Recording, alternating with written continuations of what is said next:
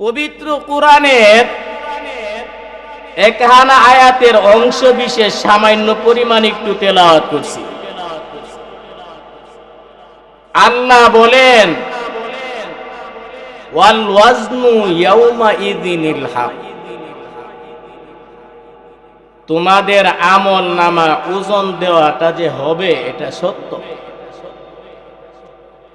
আমরা যে আমল করি সমস্ত আমল দুই ভাগে বিভক্ত, একটা হইল ভালো আর একটা হইল মন্দ।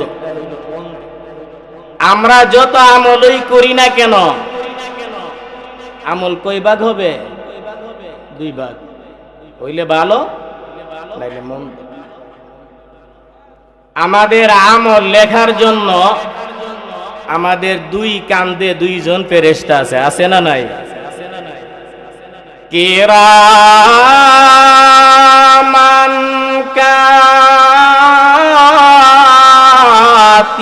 কাতিবিন, জুড়ে বলেন সুবহানাল্লাহ। ডান কান্দের ফেরেশতা ভালো আমল লেখে, বাম কান্দের ফেরেশতা খারাপ আমল লেখে। ডান কান্দের ফেরেশতা হইল আমির, বাম কান্দের ফেরেশতা হইল মামুর। ডান কান্দের ফেরেশতা থেকে অনুমতি নে বাম কান্দের ফেরেশতা, যে হুজুর গুনাহ তো করছে, এটা কি লেখমু না লেখতাম না? সুবহানাল্লাহ জুড়ে বল। করে লেখবে যে একটু বাঁচায়া দেহস না, মাফ নিচায়ালা, মাফ চাইলে তো এমনি শেষ, এটা লিখে গীতা করবে, ঠিক না বেটি? একটু সময় দে, অবকাশ দে। আর নেক আমলের নিয়ত করার সাথে সাথে লিখালা। সুবহানাল্লাহ, এটা করছেন না, নিয়ত করছেন, ডান কান্দের ফেরেশতা লিখালা, এটার লাগে আবার বাম কান্দের ফেরেশতা থেকে কোনো অনুমতি নেওয়ার লাগে না। কিন্তু খারাপ কাজটা করার পরেও বাম কান্দের ফেরেশতা ডান কান্দের ফেরেশতা থেকে অনুমতি নে, আর ডান কান্দের ফেরেশতাকে একটু বাড়ছায়া দেখোস না, হেনি তওবা কইরালা, করলে তো এমনি গুনাহ আল্লাহ মাফ করে দেলাইব, লেখার তো কোনো দরকার নাই। সুবহানাল্লাহ। ওয়াল ওয়াজনু ইয়াউমা ইযিনিল হক, এই তোমার আমার আমল ওজন দেওয়া হবে, এটা সত্য। হাসরের মাঠ কায়েম হবে, মিজান পাল্লা কায়েম করবেন, এক একটা তালি এত বড় হবে, একটা তালির মধ্যে 7 আসমান 7 জমিন রাখা যাবে। জুড়ে বলেন সুবহানাল্লাহ।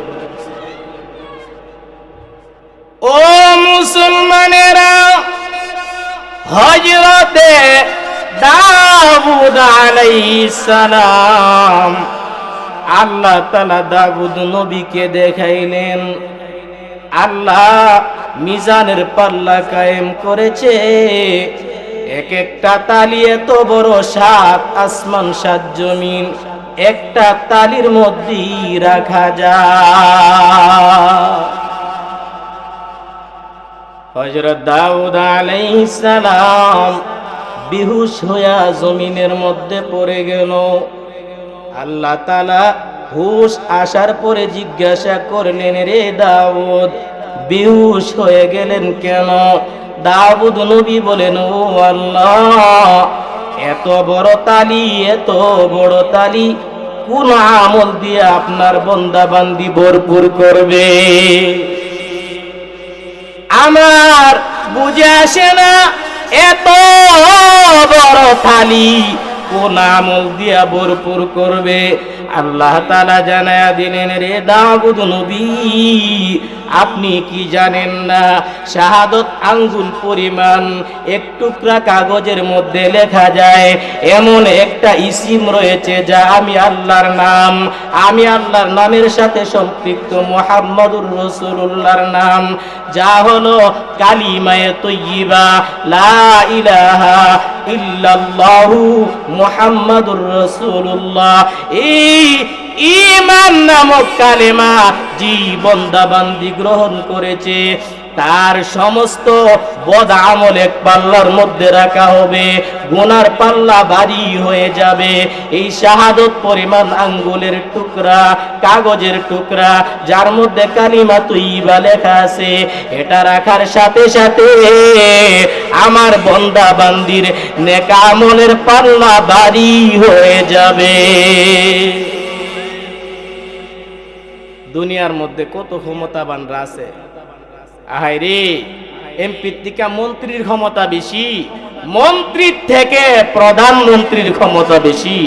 আল্লাহ বলেন হাসরের মাঠে এদের কোনো ক্ষমতা থাকবে না। আল্লাহ তিন শ্রেণীর মানুষদেরকে তাদের উপরে, সবার উপরে ক্ষমতা দিবে। জুড়ে বলেন সুবহানাল্লাহ। এখন যদি আপনার পক্ষে চেয়ারম্যানে কথা কয়, আপনার পাওয়ার থাকে আলাদা, মেম্বারে কথা বললে পাওয়ার আলাদা, এমপি আপনার পক্ষে কথা বললে আপনার মর্যাদা ওই আলাদা থাকে। কিন্তু হাসরের ময়দানে আপনার পক্ষে কারা কথা বলবে? ইয়াশফাউ ইয়াওমাল কিয়ামাতি সালাসা,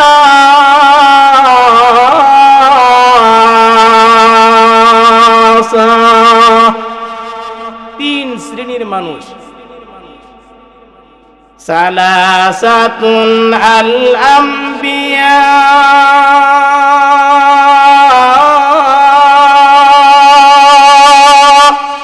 এক নাম্বার সুম্মাল উলামা,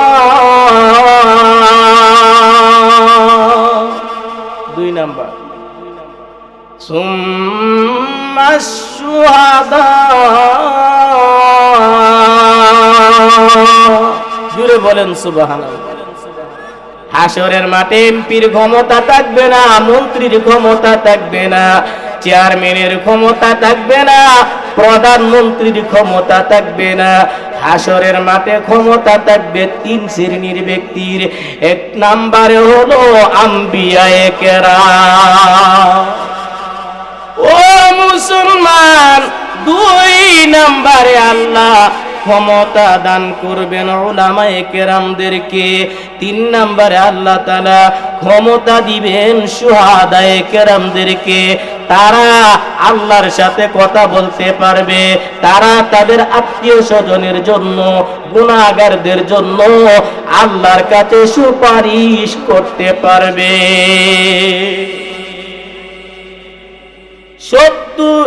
50 গজ লম্বা আদম আলাইহিস সালাম হবে, বিরাট বড় খেজুর গাছের মতন লম্বা হয়ে দাঁড়ায়া থাকবে। আমাদের নবী মুহাম্মাদুর রাসূলুল্লাহ সাল্লাল্লাহু আলাইহি ওয়াসাল্লামকে আদম নবী ডাক দিবেন, আইনা আহমদ। আহমদ নবী কোথায়? সুবহানাল্লাহ, জুড়ে বলেন আইনা মুহাম্মদ। ও মুহাম্মদ পয়গম্বর কোথায়?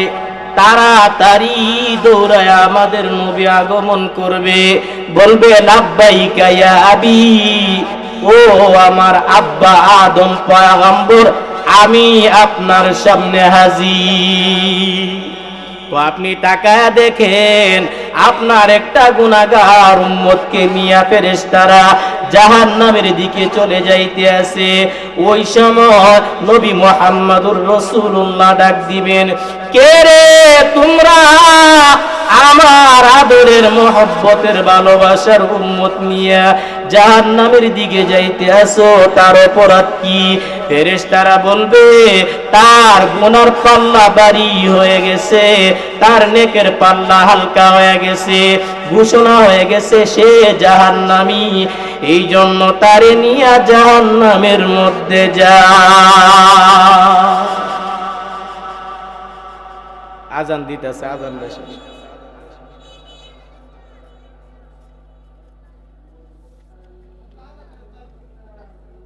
এখানে তো আর আজান হইতেছে না। এখানে আজানটার সময় আমরা আলোচনাটা বন্ধ রাখবো। তখন মুহাম্মাদুর রাসূলুল্লাহ বলেন, কি হইছে, তার সমস্যাটা কি, তা আমার কাছে বলো। বলবে যে আপনার এই উম্মতের গুনার পাল্লা ভারী, নেকের পাল্লা একেবারে হালকা, ঘোষণা হয়ে গেছে সে জাহান্নামী, এই জন্য জাহান্নামী নিতেছি। আমাদের নবী বলবেন আমার সামনে তার নেক আমল এবং বদ আমল আবার ওজন করো। জুড়ে বলেন সুবহানাল্লাহ। ফেরেশতারা কইতেছে নবী গো, আমাদের এই ক্ষমতা নাই যে উনার নেক আমল বদ আমল আবার ওজন করবো, এটা আমাদের দ্বারা সম্ভব না। তবে আল্লাহ যদি বলে তাইলে ওজন দেওয়া সম্ভব। জুড়ে বলেন সুবহানাল্লাহ। নবীজি সাল্লাল্লাহু আলাইহি সাল্লাম বলবেন, ও আমার রব, আমার আল্লাহ, আপনি বলেছিলেন হাসরের ময়দানে আপনি আমাকে শরম দিবেন না, লজ্জা দিবেন না আমার উম্মতের ব্যাপারে। আজকে তো আমি ফেরেশতাদের সাথে কথা বলতে পারতেছি না, তারা আমার কোনো কথা শুনতেছে না। আমার মহব্বতের ভালোবাসার উম্মত নিয়ে জাহান্নামের দিকে রওনা করেছে।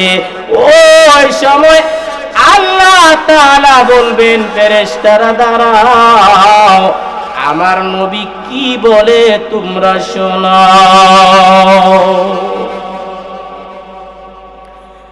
ওয়াল ওয়াজনু ইয়াওমাইযিনিল হক। তাহলে আল্লাহ কি করবেন? আমাদের জন্য মিজান কায়েম করবেন। এটা পরিপূর্ণ সত্য। আল্লাহ কোরআনে বলতেছেন, বিন্দু পরিমাণ সন্দেহ করলে ঈমান থাকবে না।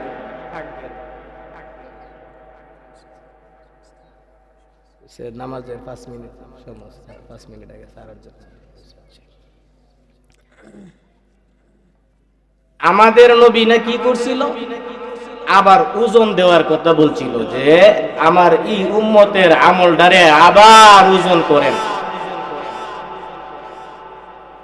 আবার যখন নবীর উম্মতের আমল ওজন দেওয়া আরম্ভ করে দিল ফেরেশতারা, ওই সময় ওই বান্দার বদ আমলের পাল্লা ভারী, নেক আমলের পাল্লা হালকা হয়ে যাচ্ছে। দিনের নবীজি সাল্লাল্লাহু আলাইহি ওয়াসাল্লাম দৌড়ায় গেলেন, একটা ব্যাগ বের করলেন, ওই ব্যাগের ভিতর থেকে কিছু মাটি বের করলেন, আর ওই বান্দার নেক আমলের পাল্লার মধ্যে মাটিগুলা রাখলেন। মাটিগুলা রাখতে দেরি হয়, তার নেক আমলের পাল্লা ভারী হইতে দেরি হয় না। এ মুসলমান, কিছুক্ষণ আগে যার নামে ঘোষণা হয়েছিল তুমি জাহান্নামী, এখন আল্লাহর পক্ষ থেকে ঘোষণা হয়ে গেল তুমি জান্নাতি, তুমি জান্নাতি। আল্লাহর বান্দা কান্নাকাটি আরম্ভ করেছে, তার চোখ দিয়া পানি বাহির হইতে আরম্ভ করেছে। দৌড়ায়া দিনের নবীকে জড়ায়া ধরলেন আর বললেন, আমি জান্নাতে যাব পরে, ও নবী আমাকে বলেন কোন জিনিস আমার নেক আমলের পাল্লার মধ্যে রাখলেন। এই ব্যাপারে আমি অবগত নয়, এই ব্যাপারে আমি কোনো কিছুই জানি না। এটা কোন আমল যেটা রাখলেন যার উসিলাতে আমি মুক্তি পেয়ে গেলাম। আল্লাহর নবী বলেন, ও আমার দরদি মায়ার উম্মত শুনো, এটা হলো এমন মাটি যেটা দুনিয়ার মানুষ মারা যাওয়ার পরে তুমি দাওয়াতবিহীন তার জানাজার মধ্যে শরীক হয়েছিলা, তার কাফন দাফনের মধ্যে শরীক হয়েছিলা, তার কবরের মধ্যে গিয়া 3 মুষ্টি মাটি দিয়েছিলা। মিনহা খালাকনাকুম, এক মুষ্টি, ওয়া ফিহা নুঈদুকুম, 2 মুষ্টি, ঠিক না? ওয়া মিনহা নুখরিজুকুম তারাতান উখরা। এই 3 আয়াত জাকাতের 3 অংশ পরে 3 মুষ্টি মাটি দিয়েছি না, আমার আল্লাহ এটা কবুল করেছে।